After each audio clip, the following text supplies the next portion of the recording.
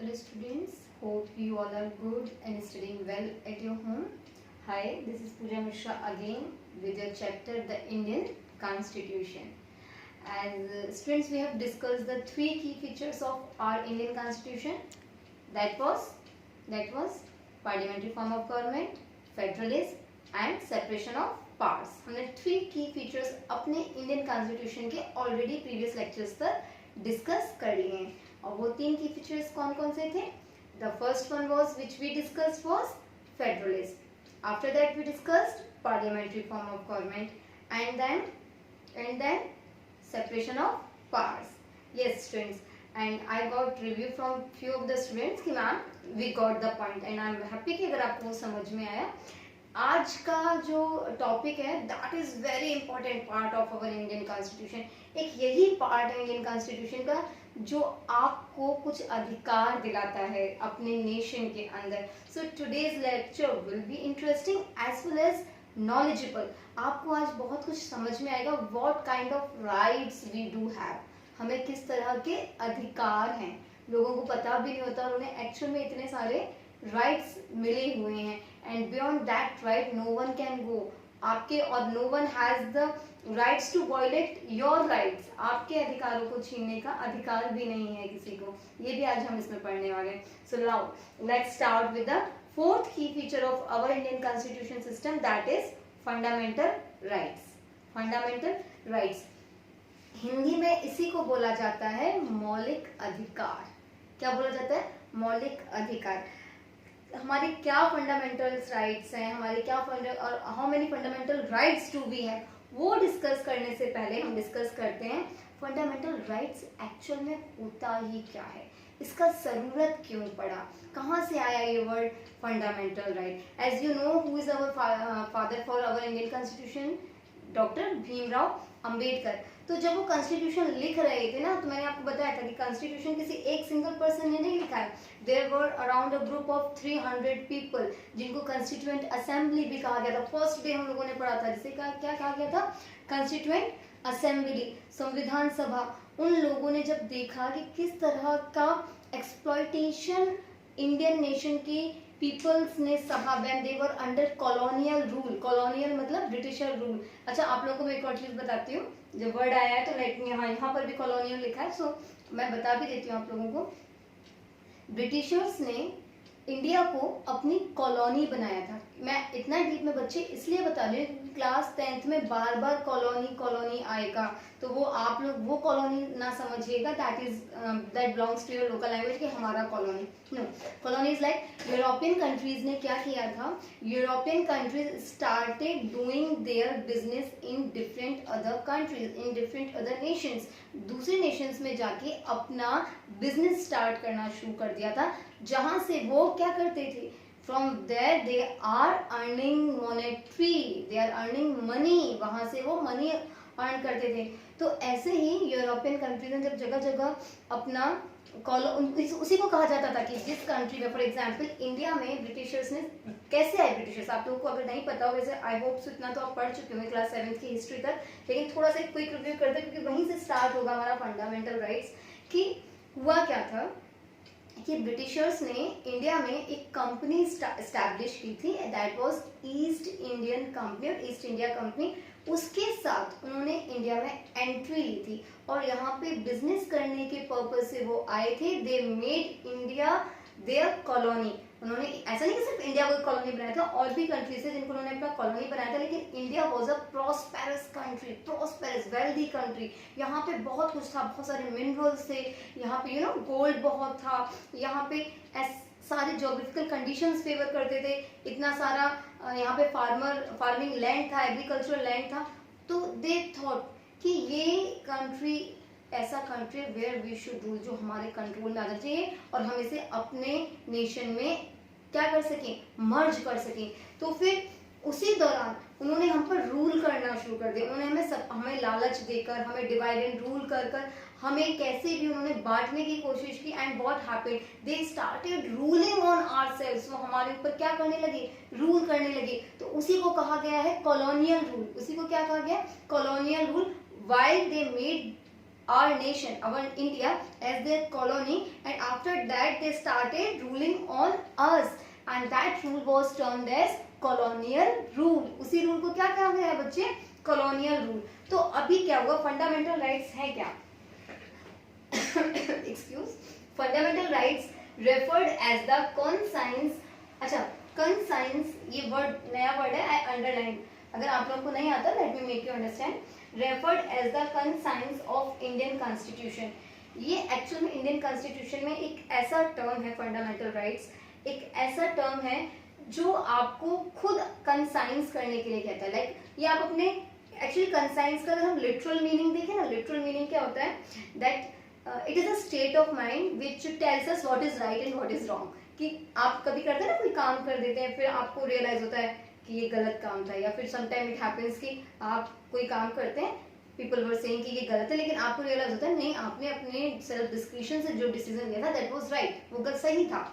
तो वही चीज है, it is that state of mind. So actual में कॉन्स्टिट्यूशन का एक स्टेट ऑफ माइंड है जो बताता है क्या सही है क्या गलत है. एक्चुअल में स्टेट ऑफ माइंड नहीं कहेंगे यहाँ पे आप कह सकते हैं it's a state to describe, it's a state to describe what is right and what is wrong. तो फंडामेंटल राइट इंसान को, किसी भी इंडिविजुअल को, किसी भी एक ग्रुप को ये एक तरीके का फीलिंग प्रोवाइड कराता है what is wrong and what is right. So it's a kind of conscience in our Indian constitution. Fundamental rights के क्या सही है और क्या गलत है. You can not go against that, you can not violate that. तो क्या चीज सही है क्या चीज गलत है, ये हमें कहाँ से पता चलता है? फंडामेंटल राइट्स से पता चलता है. ऐसा नहीं कि सिर्फ फंडामेंटल राइट्स से पता चलता है.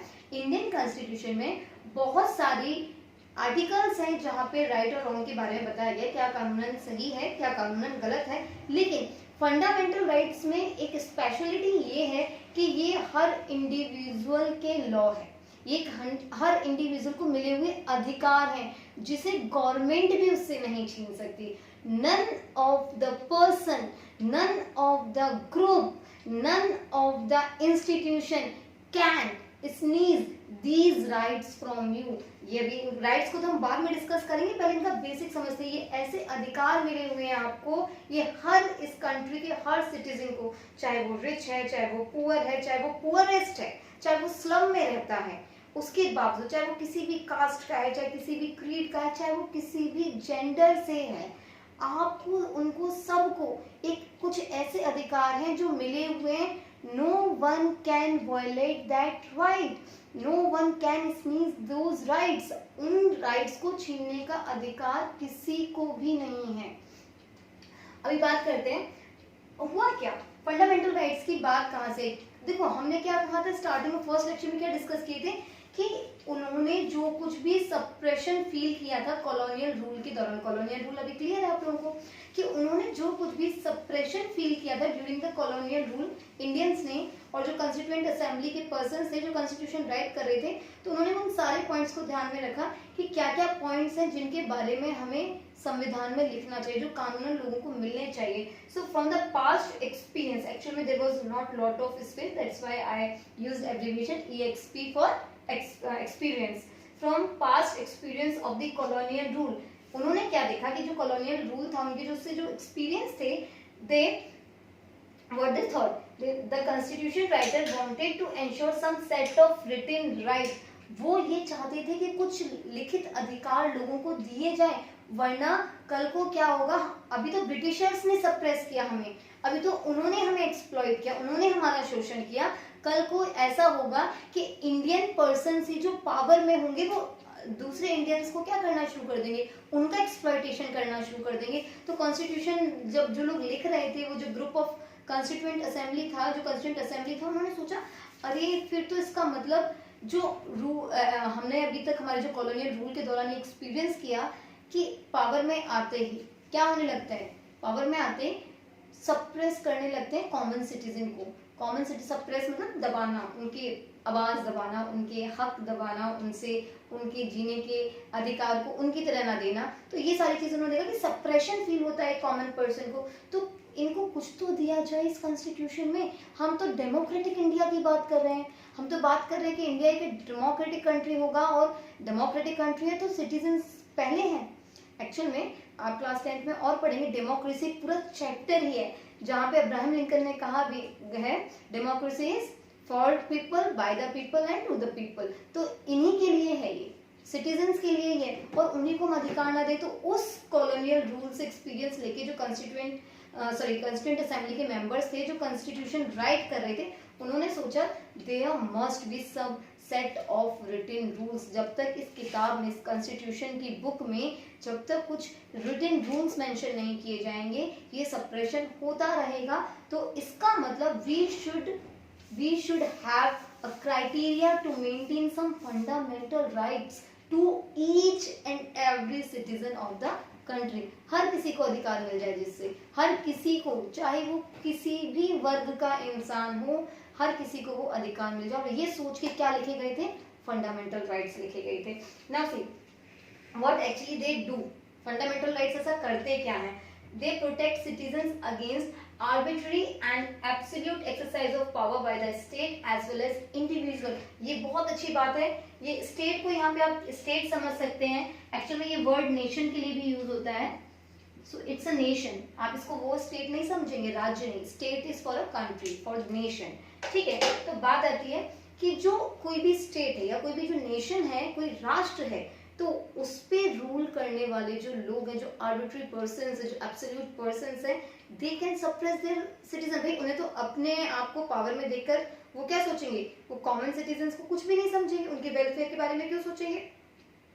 तो ऐसा ना हो, उस चीज से प्रोटेक्ट करना ये किसका काम है, हमारे मौलिक अधिकारों का काम है। Our fundamental right protect us from those arbitrary and absolute powers, those persons for exercising arbitrary and absolute powers, जिनके पास एक्चुअल में पावर है। हम बात किए थे ना कि हम पार्लियामेंट्री फॉर्म ऑफ गवर्नमेंट में रिप्रेजेंटेटिव्स को इलेक्ट करते हैं, उनको पार्लियामेंट में जाके बिठा देते हैं, फिर वही तो पावर को एक्सरसाइज करते हैं, मतलब जो पावर है वो उन्हीं को तो मिला हुआ है, हमने उनको पावर दिया, हम सबने उन्हें इलेक्ट करके पावर दिया है कि now you people can rule on our country, और आपको अधिकार है कि आप हमारी कंट्री पे रूल करें और हमें हमारे लिए काम करें। You must work for the welfare of the citizens. तो हमने उन्हें पावर दिया है, तो अब वो जो पावर को एक्सरसाइज करेंगे, मतलब उसका यूज करेंगे, उस पावर को यूज करेंगे, तो it can be the possibility कि वो पावर यूज करते वक्त भूल जाएं कि उन्हें किसके लिए काम करना था, सिटीजन्स के लिए काम करना था, और वो क्या करना शुरू कर दें, सिटीजन्स को ही एक्सप्लॉइट करना शुरू कर दें।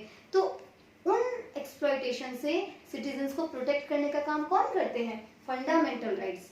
कौन करते हैं बच्चे, फंडामेंटल राइट्स। और हाँ, साथ ही साथ किसी भी इंडिविजुअल से भी, ऐसा नहीं है कि कोई पर्सन आया और आपके ऊपर कुछ उसने केस कर दिया, तो अगर वो फंडामेंटल राइट्स के अगेंस्ट है और आपके अगेंस्ट होकर उसने ऐसा कुछ किया, तो आपके पास पूरा अधिकार है कि आप उस चीज के खिलाफ जा सकते हैं, है ना। तो इंडिविजुअल से भी बचाता है आपको फंडामेंटल राइट, कुछ ऐसे अधिकार हैं जो आपको किसी पर्सनल इंडिविजुअल से भी बचाते हैं, साथ ही साथ किसी ग्रुप से, किसी इंस्टीट्यूशन से, किसी इवन गवर्नमेंट से बचाते हैं।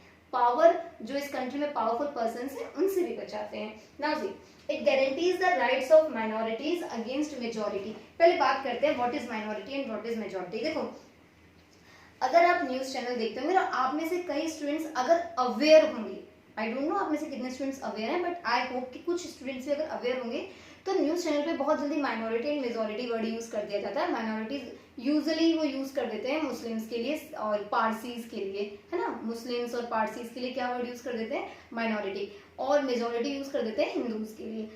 एक्चुअल में ऐसा नहीं है कि हिंदूज हैं तो मेजॉरिटी होते हैं, हिंदूज को मेजॉरिटी कहा जाता है, मुस्लिम्स और पारसीज इनको क्या कहा जाता है, इनको माइनॉरिटीज। नहीं, ऐसा नहीं है। Late me make it clear कि माइनॉरिटी क्या होता है, मेजॉरिटी क्या होता है।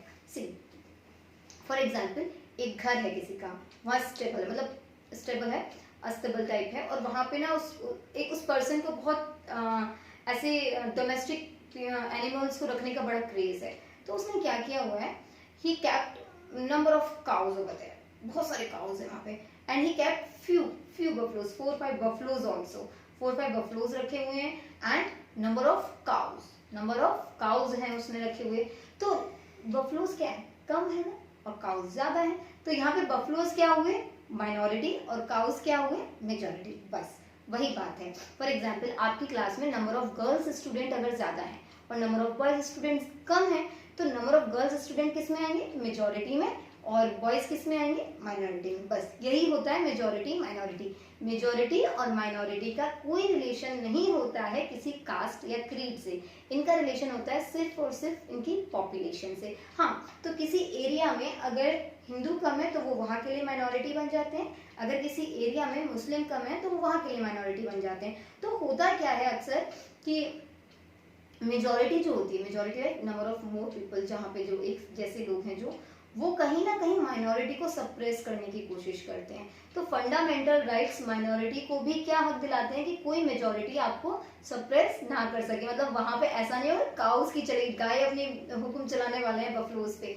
ऐसा नहीं होगा। बफलोज के पास भी फंडामेंटल राइट है, नॉट एग्जैक्टली, एक्चुअली वो जस्ट एन एग्जाम्पल। तो वही चीज है कि जिस एरिया में माइनॉरिटी है और मेजॉरिटी है, तो ऐसा नहीं है कि मेजॉरिटी माइनॉरिटी को क्या कर देगी, सप्रेस। अब मेजॉरिटी माइनॉरिटी वर्ड में जब ये यूज करूंगी तो आप याद रखेंगे मेजॉरिटी वो है कि जिस तरफ लोग ज्यादा है, दैट इज मेजॉरिटी। तो मेजॉरिटी को सप्रेस करने का अधिकार नहीं है कि वो माइनॉरिटी को क्या कर दे, सप्रेस कर दे। समझ रहे हैं, माइनॉरिटी के पास पूरे अधिकार है कि वो मेजॉरिटी के खिलाफ खड़ी हो सके। अभी बात आती है कि इसको एक क्विक रिव्यू करते हैं, फिर आते हैं फंडामेंटल राइट्स पे। तो फंडामेंटल राइट्स क्या होते हैं, हमारे इंडियन कॉन्स्टिट्यूशन का कंसाइंस है, जो एक सेट ऑफ माइंड कह लो, सेट ऑफ रिटन डॉक्यूमेंट्री है, जिसमें ये सेट है कि what is right and what is wrong, what is right and what is wrong, क्या सही है और क्या गलत है, and why it needed, why it got needed, मतलब what was the need for that. Because due to the past experience of our colonial rule, constitution writer thought that there must be some written rules, some written rights which each and every person should have, which should ensure the protection of every citizen against violation, against exploitation. Social के विरुद्ध हर किसी को कुछ तो मिलना चाहिए, वरना तो लोग क्या होगा, जो कमजोर वर्ग के लोग हैं उनको सप्रेस करते ही चले जाएंगे। तो बस यही सोच के कॉन्स्टिट्यूशन राइटर्स ने क्या दिए थे, क्या दिए थे हमारे फंडामेंटल राइट्स। और ये हमें गवर्नमेंट, मतलब पावरफुल पर्सन से, चाहे वो कोई भी पावर को एक्सरसाइज करने वाले पर्सन, ऐसा नहीं कि पुलिस है और या जो आपकी जुडिशरी है वो आपका एक्सप्लॉइटेशन कर दे, वो पावर में बैठे हुए, या जो गवर्नमेंट है वो आपका एक्सप्लॉइटेशन कर दे, वो पावर में बैठे हुए नहीं। पावर में होने के बावजूद भी those person who are exercising power, उनसे भी आपको प्रोटेक्ट करने का काम कौन करते हैं, फंडामेंटल राइट्स। और किसी इंडिविजुअल से भी, किसी माइनॉरिटी को मेजॉरिटी से प्रोटेक्ट करने का काम भी कौन करते हैं, गारंटी देते हैं। दे गारंटी इसकी minorities are not suppressed by majority, majority minority को कभी भी सप्रेस नहीं कर सकेगी। This was the basic of fundamental rights, कि फंडामेंटल राइट्स क्या होते हैं, क्यों होते हैं, इनकी जरूरत क्यों पड़ी।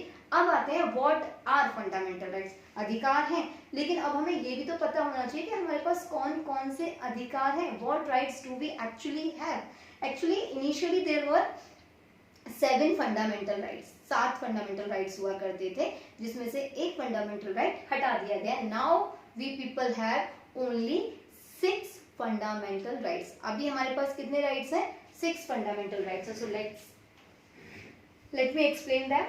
First is right to equality, second is right to freedom, third is right against exploitation, right to freedom of religion, cultural and educational right and right to constitutional remedies. देखिए एक और था राइट टू प्रॉपर्टी, जो कि अब हमारे fundamental right में नहीं आता।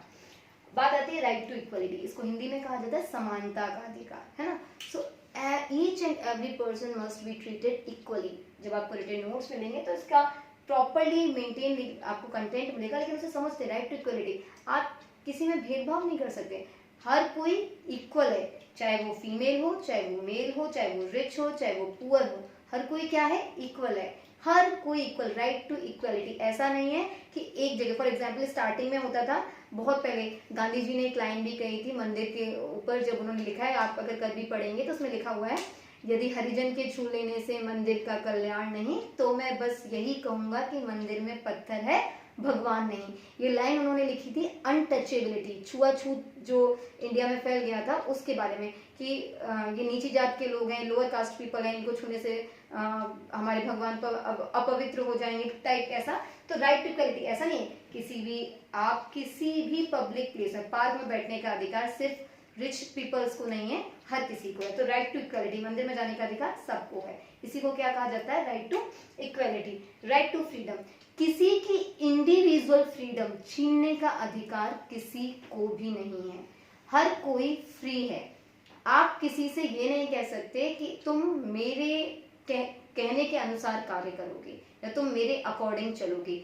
According to constitution everyone has right to freedom, उसकी स्वतंत्रता छीनने का अधिकार किसी को नहीं है, इसी को कहा जाता है इंडिविजुअल फ्रीडम। कोई किसी की इंडिविजुअल फ्रीडम उससे स्नीज नहीं कर सकता, इसी को कहा जाता है राइट टू फ्रीडम।